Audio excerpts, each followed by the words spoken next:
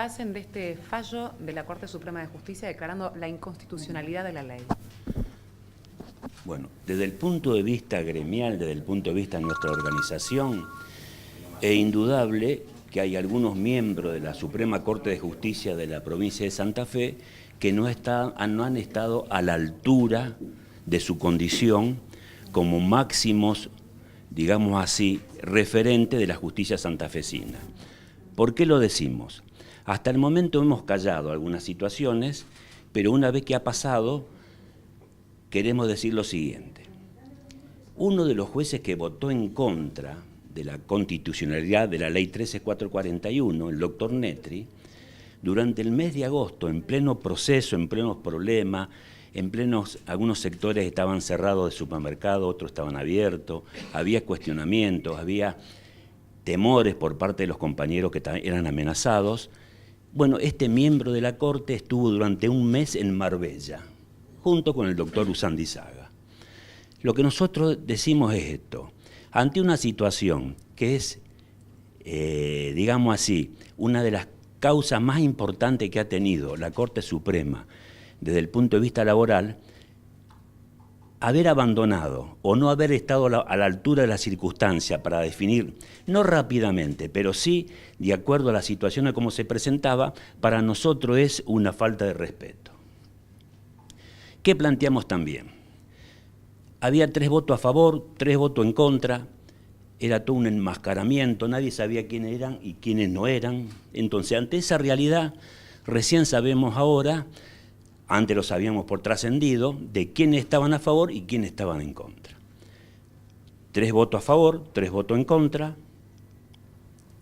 con una particularidad. Nuestro punto de vista tenía que haber definido la situación el presidente de la Corte, cosa que no hizo. Al no hacerlo, ¿qué provocó? Que la misma Corte llamara a un juez de cámara, Abraham Luis Vargas, de inferior categoría, llamémosle así para que lo entendamos bien. Cuando digo inferior en el sentido del punto de vista del rango. ¿Usted dice que esto le resta peso al fallo? Nuestro punto de vista no solo le resta peso, sino le resta también desde fuerza jurídica. Entonces, nuestro punto de vista era, el doctor Herbeta tenía que haber definido como presidente de la Corte.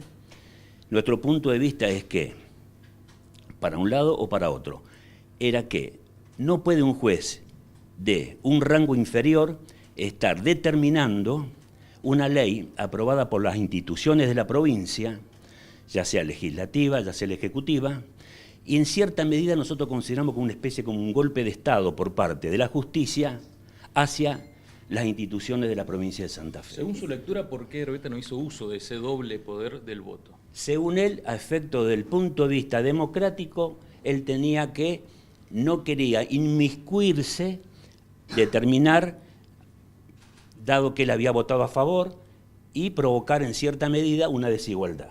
Nosotros consideramos que si él es el presidente, tiene que asumir su rol. Doctor Mayoraz, ¿cómo sigue en el ámbito legal? ¿Van a presentar un recurso ante la Corte Suprema de Justicia de la Nación? Sí, estuvimos hablando con Luis Batistelli recién y la idea es interponer recurso extraordinario federal. Creemos que este fallo, digamos, no satisface el análisis que había que haber hecho de la ley.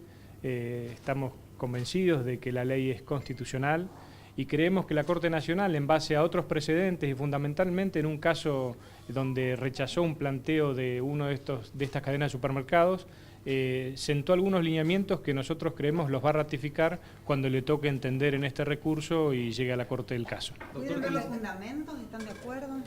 Los fundamentos sí, los hemos analizado, están divididos en 2 bloques, los que votan a favor de la constitucionalidad de la ley, que es el doctor Falistoco, la doctora Gastaldi y el doctor Herbeta. Ellos, digamos, lo que recogen es el planteo nuestro en el sentido de que la ley es constitucional, en el sentido de que no se invade ninguna esfera del gobierno federal, del Congreso Nacional, en el dictado de esta ley, que la regulación económica, digamos, el poder de policía de la provincia de Santa Fe le permite meterse en este tema y que para nada se afecta con el federalismo la cuestión relativa a la ley de contrato de trabajo, porque lo toma de un modo tangencial y porque además, en definitiva, lo que está haciendo con esta ley es una compatibilización con la ley de contrato de trabajo, que es lo que nosotros siempre sostuvimos. Entonces, ese punto y el otro que tenía que ver con la desregulación económica, la Corte, digamos, la posición contraria, sostiene para nosotros infundadamente que no se puede la provincia desadherir, vamos a decirlo así, a la ley provincial que en su momento adhirió a la desregulación económica. El voto del doctor Faliz Tocco creo que es muy fundado y establece que así como una ley provincial adhiere a la desregulación económica, también una ley provincial puede quitar esa adhesión como lo hizo. ¿Creen que en este contexto de reforma laboral, de flexibilización laboral, de presiones por parte del Ejecutivo Mauricio Macri hacia con la justicia tuvo que influir en el voto? Mire, la verdad no puedo hacer ese análisis. Yo lo que creo es que aquí sí hubo en este proceso una presión muy grande de estos grupos empresarios. En mi experiencia profesional yo puedo decir de que un caso como este, que es un caso que tiene en todo caso una pretensión económica, como lo habían planteado ellos, primero nunca hubiera podido tramitar por una vía de amparo, y segundo no se hubiera admitido nunca una alegación a un perjuicio económico que jamás se acreditó. Porque si ustedes pudieran analizar el caso, lo que van a encontrar es que aquí se dijo en su momento que había un perjuicio económico y realmente nunca lo probaron, nunca lo demostraron y igualmente obtuvieron una sentencia de amparo. ¿En la provincia esta es la última instancia? ¿No hay más instancias de acá en adelante?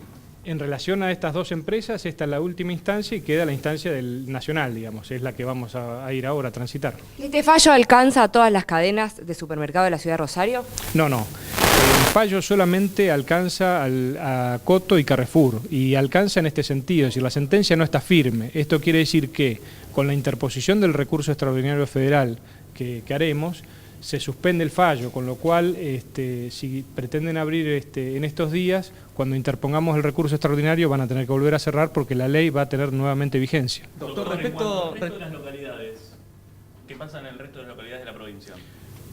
Cada una, digamos, tiene su régimen y donde no hay cuestionamientos jurídicos, como es el caso de Villa Constitución, se aplica la ley y se aplica la ordenanza respectiva. En consecuencia, rige el descanso dominical. Volvemos a lo que dijo recién. ¿Usted dice que entonces los supermercados van a estar abiertos el domingo? Solamente puede abrir con este fallo Coto y Carrefour. El resto que está abriendo lo está haciendo con una medida cautelar. Hay supermercados que no están abriendo.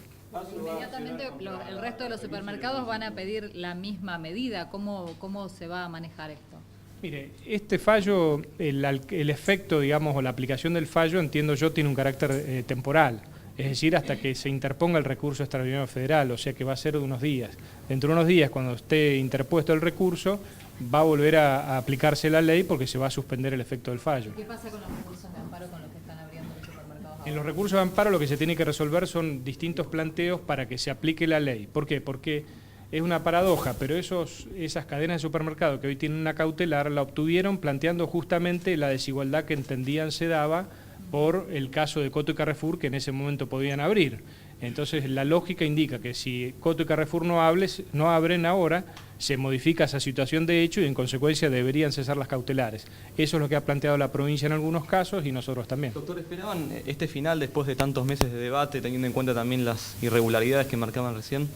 Mire, la verdad que nosotros, para que no hubiera, digamos, lugar a ninguna interpretación de especulación, lo dijimos el primer día. Nosotros dijimos, si acá hay empate, tiene que desempatar el presidente de la Corte.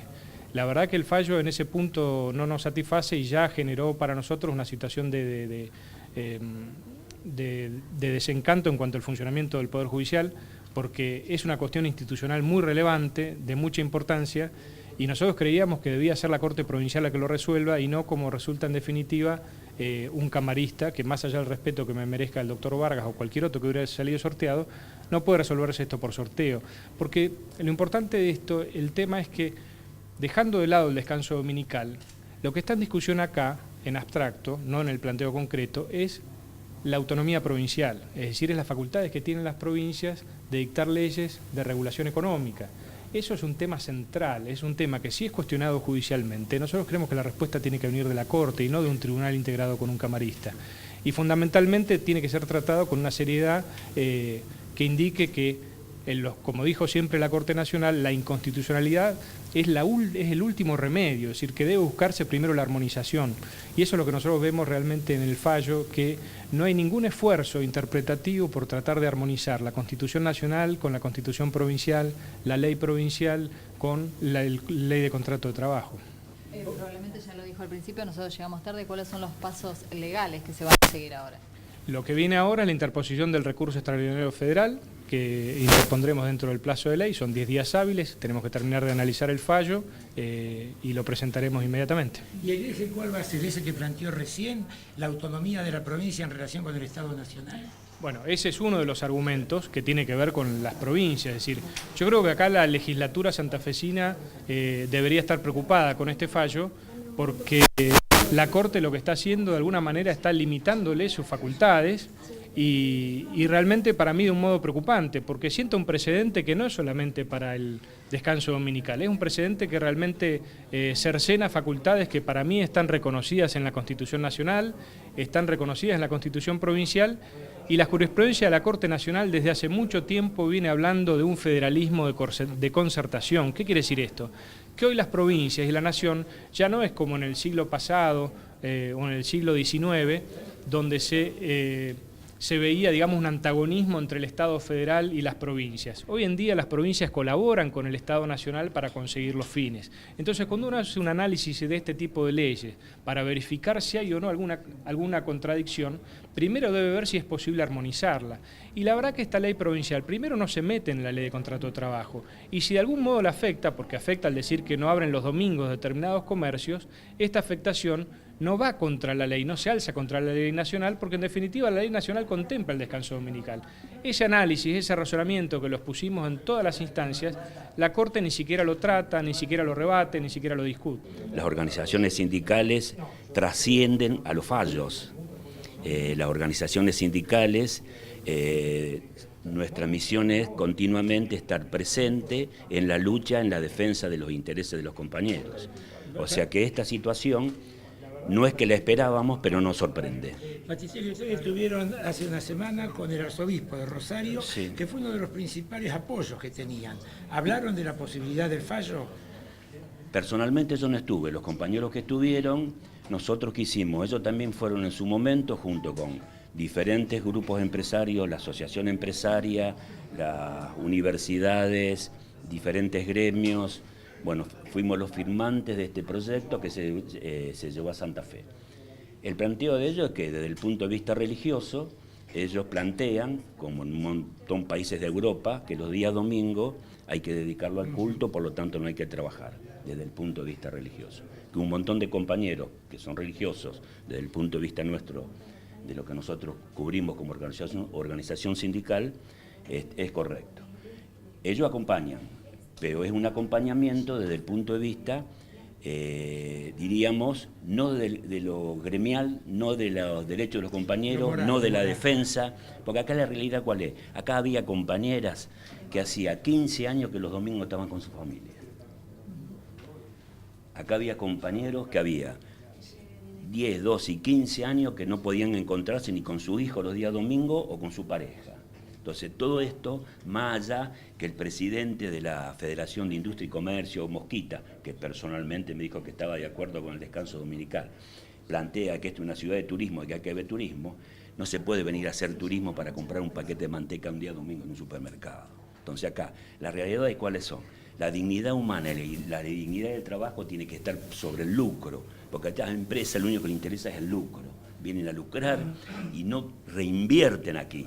Se llevan sus ganancias al extranjero, como ya lo hizo Coto en Miami, como lo hace Coto en Madrid, haciendo edificios, es dinero de acá, o como hace Carrefour, que la orden de los gerentes es respetar la tasa de retorno. ¿Qué significa? Pase lo que pase, vendan o no vendan, tienen que acomodar las cosas para tener un margen de retorno a sus metrópolis. Entonces, todo esto, ¿cuál es el significado? El lucro sobre la familia, el lucro sobre los derechos de los compañeros, el lucro sobre cualquier cosa. Luis, sin querer entrar en una polémica, ¿usted cree que el presidente de la Corte se lava las manos al llamar a un nuevo camarista para que defina? Yo no digo que se lava las manos, nosotros también hemos planteado, se lo hemos planteado en algún momento, de que hubiera sido correcto que la Cámara de Diputados o el mismo Poder Ejecutivo designaran otro camarista para desempatar. Lo que nosotros decimos ¿cuál es? La responsabilidad es de la Corte, la responsabilidad es de los miembros de la Corte. No tendrían por qué ellos derivar a otro juez de menor instancia para que decidan un tema que ha sido polémico. Hace 3 años que se está discutiendo. Se discutió en la familia, se discutió en todos lados esto. Ha sido una discusión hermosa. Cuando han cerrado los supermercados, ¿qué ha ocurrido? La gente no va. ¿Qué está pasando? En este momento, Coto tiene entre 15 y 20 supermercados en Capital Federal, en los mejores lugares cerrados, los domingos no abre, porque no le interesa en última instancia, porque son zonas muy ricas que se van a las aldeas protegidas de los country. Entonces la gente no va a comprar, por eso lo cierran. Todo un proceso económico es, un proceso de lucro. Ahora, lo que nosotros planteamos es, la Corte, por su responsabilidad, está afectando a los otros poderes de la provincia, el Poder Legislativo y el Poder Ejecutivo. Yo a lo mejor dije que es un golpe de Estado. Bueno, en cierta medida es un cuestionamiento a lo que se vino haciendo, en el cual hubo 2 años de demora en todo esto, que podría haber sido, cuando yo planteo lo del juez Netri, que él es el nieto del famoso Netri del grito de Alcorta, que lo mataron por defender a los agricultores pobres. ¿Qué diferencia? Un mes se fue a Marbella. Entonces, o sea, si esta es una situación que está afectando a cientos o miles de trabajadores, que está afectando a una sociedad, definamos y hagámonos responsables de las cosas. Yo lo que digo es que el presidente tenía que haber definido. Era su responsabilidad. Hay otro ¿Qué pasó tema. con Herbeta? ¿Por qué Herbeta en un momento vota a favor y en otro momento vota en contra? No vota en contra de Herbeta. Herbeta No vota a vota. favor directamente. Él tenía la posibilidad como presidente, el doble voto ante el empate de definir. Él plantea de que por sus convicciones morales y sus convicciones jurídicas, que él no quería hacer, digamos así, tomar de su poder de presidente para definir la situación. Es el planteo que hace él. Patricelli, hay un tema muy interesante que tiene que ver con la cuestión religiosa, porque cuando se plantea el descanso, heptomalario se llama, el descanso un día a la semana, y el descanso dominical tiene que ver con la iglesia, por eso le hago este hincapié. Acá se genera otro debate también, porque estaba el país expectante de esta resolución. Sí, el tema más concreto es, cuando se decreta el descanso dominical en 1905, es un problema porque estábamos en una semiesclavitud en ese momento. O sea, el legislador fue a Palacio, hizo la presentación, empezó a funcionar. Rápidamente no se concretó el descanso. Podían abrir, los empresarios chillaban, los empresarios despedían, era toda una situación. Pasaron varios años hasta que pudo, pero no arrancó de lo religioso, arrancó desde el punto de vista de los derechos del trabajo.